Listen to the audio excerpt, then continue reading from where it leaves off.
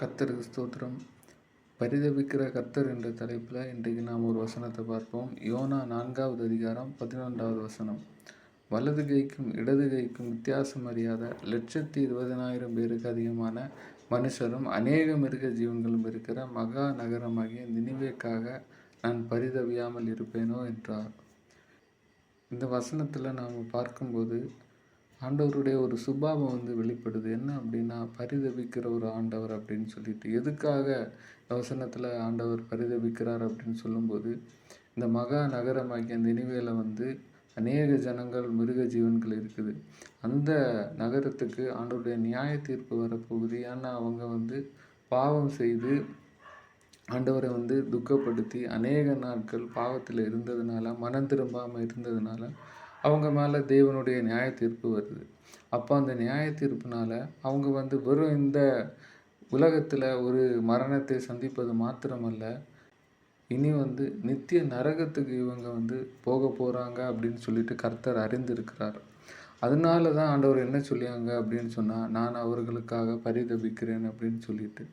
அப்போ அந்த பரிதபிக்கிற ஆண்டவர் என்ன செய்யாங்க அப்படின்னு சொன்னால், அவர் தம்முடைய ஊழியனை அனுப்புகிறார்.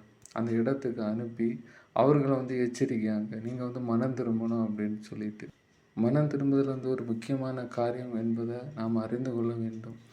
ஏன் அப்படின்னு சொன்னால், சும்மா ஆண்டவரை நான் விசுவாசிக்கிறேன், ஆண்டவருக்காக பாட்டு பாடுகிறேன், ஜெபம் பண்ணுகிறேன் அப்படின்னு சொல்லிட்டு மாத்திரம் நாம் பரலோகத்துக்கு போக முடியாது.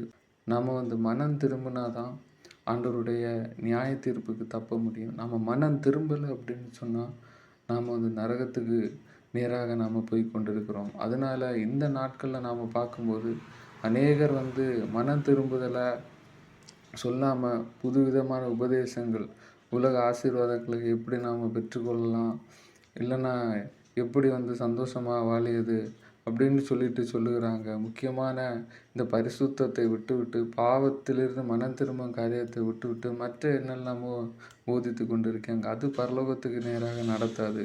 மனம் திரும்புதல் மாத்திரமே பரலோகத்துக்கு நேராக நடத்தும். அதனால் நாம் மனம் திரும்ப நாம் எச்சரிக்கையாக இருப்போம். அதே போல் அநேக ஜனங்கள் நம்மை சுற்றி மனம் திரும்பாமல் இருக்காங்க. அவங்களுக்காக நாம் முடிந்தவரை நல்ல ஒரு பிரயாசத்தை கர்த்தருடைய கிருபையினால் எடுத்து அவர்களையும் ரட்சிப்புக்குள்ளாடி நடத்தி அவங்களையும் ஒரு மனம் திரும்புதல் பாதையில் நடத்த கர்த்தர் நமக்கு கிருபை செய்வாராக. ஆமென்.